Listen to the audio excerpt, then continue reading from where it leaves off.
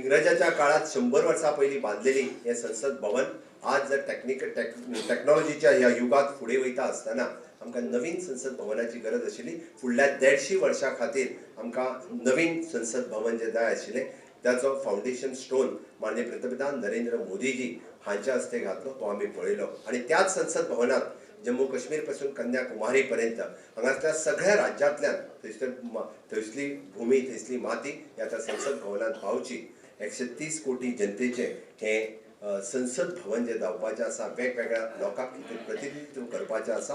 हे संसद भवन आमकां जाता आसतना खूब खोस भोगता आणि पुराय गोंयभरांतल्यान आमी म्हणटा की 191 ग्रामपंचायती आनी 14 म्युनिसिपालिटींतल्यान हांगातल्यान प्रत्येक जाण प्रत्येक लोकप्रतिनिधी आपल्या गांवांतली माती ह्या संसद भवनात पावची।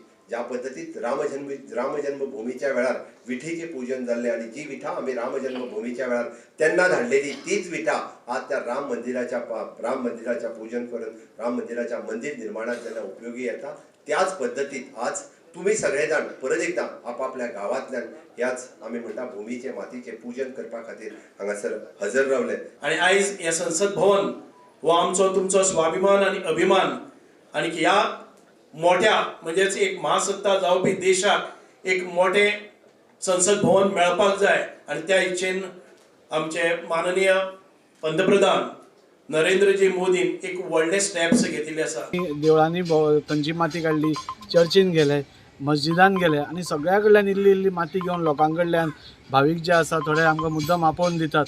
म्हणजे खंय तरी एक आपली एक फिलींग कशें की आपलोय खंय तरी योगदान आज हाका लागलें। त्या खातीर हांव सरकाराचें सगळ्यान पयलें देव बरें करूं म्हणटा।